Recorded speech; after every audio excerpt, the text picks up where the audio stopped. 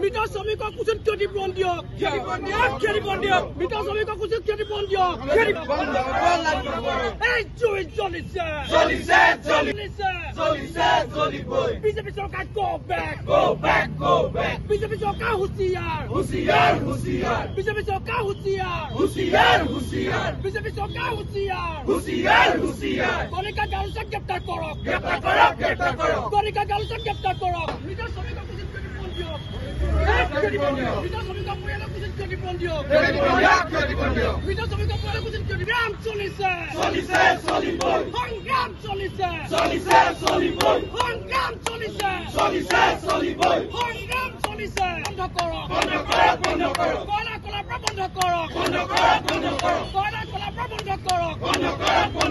syndicate রাজ বন্ধ করক syndicate রাজ বন্ধ করক BJP ভণ্ডামি অসমত নচলিব বিজেপি ভণ্ডামি অসমত নচলিব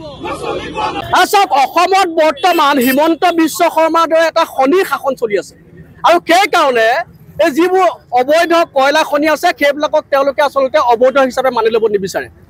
আজি এটা কথা স্পষ্ট হৈ পৰিছে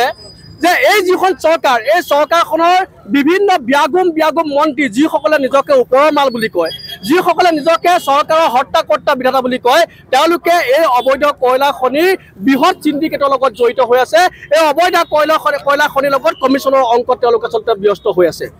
আমি দাবী জনাইছো যে উমৰাংচুৰ যি আচলতে শ্ৰমিকসকলৰ মৃত্যু হৈছে সেই মৃত পৰিয়ালসকললৈ তেওঁলোকে 50 লাখ টকাৰ ক্ষতিপূৰণ তেওঁলোকে ঘোষণা কৰক আৰু ইয়াৰ লগতে যিগৰাকী মহিলাৰ নেতৃত্বত উমৰাংচুৰ যি আচলতে এই ধ্বংসলীলা চলিলে শ্ৰমিকৰ মৃত্যু হ'ল কণিকা গালুচা তেখেতক অতি শীঘ্ৰে আটক কৰক আৰু তেওঁক তদন্তৰ আওতালৈ আনি যিমানবোৰ লোক আচলতে এই গোটেই বিষয়বস্তুৰ লগত জড়িত তেওঁলোক সকলোকে আটক কৰক আৰু আমি লগতে দাবী জনাইছো অসমত যিমানবোৰ অবৈধ কয়লা খনি আছে সকলোবোৰ বন্ধ কৰাৰ ব্যৱস্থা গ্ৰহণ কৰক হিমন্ত বিশ্ব শৰ্মা আপুনি খনি হল বুলি সমগ্ৰ অসমখনক খনি কুপদৃষ্টিত নেপেলাব আমি এটা কথা স্পষ্ট কৰিব বিচাৰিছো যে অসমখনৰ শান্তিয়ে বিৰাজ হৈ থাকিবলৈ দিয়ক অসমখনত শান্তি বিৰাজ হৈ থাকিবলৈ দিয়ক শ্ৰমিকৰ মূৰত মানুহৰ মাৰি শ্ৰমিকৰ তেজেৰে হেতালি খেলি আপোনালোকে এনেদৰে নিজৰ স্বাৰ্থ সিদ্ধি নকৰিব নিজৰ মুনাফা আদায় নকৰিব নহ'লে ২৬ত কিন্তু আপোনালোকে ইয়াৰ উচিত প্ৰত্যুত্তৰ লাভ কৰিব আমি বিভিন্ন দল সংগঠনে আজি আচলতে আপোনাক খনি মন্ত্ৰী হিচাপে আমি ঘোষণা কৰিছোঁ আমি পোনপ্ৰথমে উমৰাংচু কয়লা খনিত অতি কৰুণভাৱে মৃত্যুমুখত পৰা দুজন শ্ৰমিকৰ পৰিয়াললৈ আমি সমবেদনা জ্ঞাপন কৰিছোঁ আৰু ইয়াৰ লগে লগে আপোনালোকৰ যোগেদি সুধিব বিচাৰিছোঁ যে সততে দুৰ্নীতিমুক্ত স্বচ্ছতাৰ কথা কোৱা মাননীয় মুখ্যমন্ত্ৰী যে আপোনালোক যদি সঁচাকৈ দুৰ্নীতিমুক্ত হয় তেতিয়াহ'লে কি ধৰণে ডিমা হাছাওত এই অবৈধ কয়লা খনিটো চলি আছে যদি সঁচাকৈ আপোনালোক দুৰ্নীতিৰ লগত জড়িত নহয় বা এই চিণ্ডিকেটৰ লগত পোনপটীয়া বা আওপকীয়াকৈ জড়িত নহয় তেতিয়াহ'লে অতি শীঘ্ৰে শ্ৰমিকৰ তেজেৰে হাত ৰাঙলি হোৱা কয়লা খনিৰ অবৈধ কয়লা খনিৰ নায়িকা ডিমা হাছাওৰ মুখ্য কাৰ্যবাহী সদস্যৰ পত্নী কণিকা গালুচাক অতি শীঘ্ৰে গ্ৰেপ্তাৰ কৰিবলৈ আমি দাবী জনাইছোঁ আৰু লগে লগে আমি এইও দাবী কৰিছোঁ যে সমগ্ৰ অসমত চলি থকা অবৈধ কয়লা খনিবিলাক অবৈধ বেপাৰবিলাক বন্ধ কৰিব লাগে আৰু অতি শীঘ্ৰে এই মৃত পৰিয়ালক 50 লাখ টকাকৈ ক্ষতিপূৰণ দিব লাগে আৰু লগতে আপোনালোকৰ যোগেদি এটা আমি উপদেশ দিব বিচাৰিছোঁ আজি অসম চৰকাৰৰ মুখ্যমন্ত্ৰী হিমন্ত বিশ্ব শৰ্মা ডাঙৰীয়াক যে আমি জাতীয় সংগঠনবিলাকৰ হৈ উপদেশটো দিছোঁ যে সততে আপোনালোকে যে প্ৰতিমাহে ধাৰ ল'বলৈ আৰম্ভ কৰিছে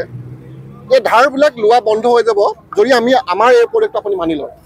যে সমগ্ৰ অসমত যিমান চিণ্ডিকেট চলি আছে কয়লা চিণ্ডিকেটৰ পৰা আদি কৰি নৰ্থ কাছাৰ উত্তৰ কাছাৰ কাৰ্বি আংলং এই লগতে গোটেই সমগ্ৰ অসমত যিবিলাক চিণ্ডিকেট চলিছে চিণ্ডিকেটৰ নায়কবিলাক আপোনালোকে গ্ৰেপ্তাৰ কৰক আৰু তেওঁলোকৰ সম্পত্তিবিলাক বাজেয়াপ্ত কৰক আৰু লগতে দুৰ্নীতিবান যিবিলাক বিষয়া কৰ্মচাৰী আছে দুৰ্নীতিবান ব্যৱসায়ী যিসকল আছে তেওঁলোকৰ সম্পত্তিবিলাক দখল কৰিব লাগে আৰু ৰাজকোষটো শক্তিশালী কৰিব লাগে দেখিব যে কোনো ধৰণৰ ধাৰ নোলোৱাকৈ এই ধৰণৰ কলা বেপাৰী সম্পত্তিয়ে গোটেই অসম চলাব পাৰিব আপোনালোকে এই উপদেশটো আপুনি গ্ৰহণ কৰিবলৈ আমি অনুৰোধ কৰিছোঁ